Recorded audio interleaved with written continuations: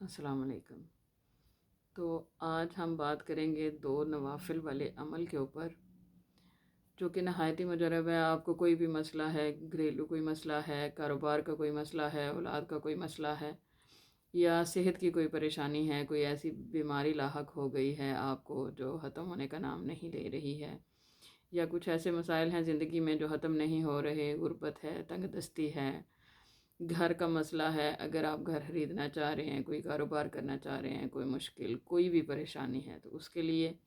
آپ یہ کر سکتے ہیں۔ اللہ سبحانہ و تعالیٰ اپنے فضل سے، آپ اپنے کرم سے انشاءاللہ ضرور اس سے آپ کی مشکل کو ٹال دیں گے۔ تو آپ نے کرنا یہ ہے، بڑا ہی آسان عمل ہے، یہ تو گارنٹی شدہ عمل ہے کہ آپ یہ کریں گے تو اللہ تعالیٰ آپ کی مشکل کو ٹال دیں گے۔ آپ نے کرنا یہ ہے، صرف 2 نوافل پڑھنے ہیں،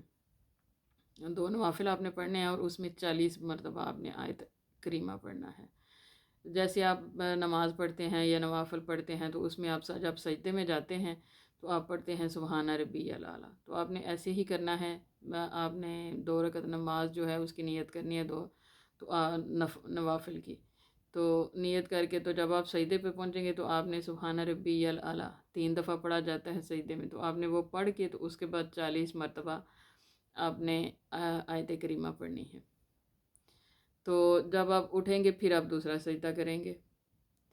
تو پھر آپ نے 40 مرتبہ سبحان ربی الاعلیٰ پڑھ کے تو 40 مرتبہ جو آپ نے آیت کریمہ پڑھنی ہے۔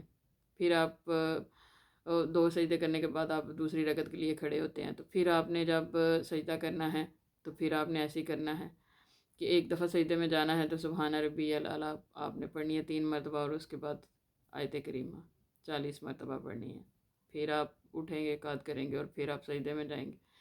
پھر آپ نے سبحان ربی الاعلیٰ پڑھ کے تو 40 مرتبہ آیت کریمہ پڑھنی ہے۔ یہ آپ نے 4 مرتبہ تقریباً ہو جائے گا، کیونکہ ایک سجدہ جب آپ کرتے ہیں تو پھر آپ دوسرا کرتے ہیں،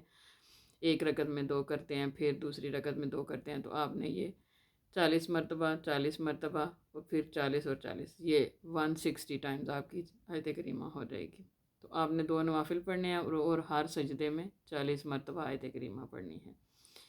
تو اللہ تعالیٰ کے سامنے آپ نے گڑ گڑا کر پڑھنی ہے یہ آیت کریمہ۔ جب آپ پڑھ رہے ہوں تو پورے دھیان کے ساتھ، پوری لگن کے ساتھ آپ پڑھیں۔ آپ ایسے سمجھیں کہ آپ اللہ تعالیٰ کے سامنے موجود ہیں، اپنی پریشانی کا تصور کریں،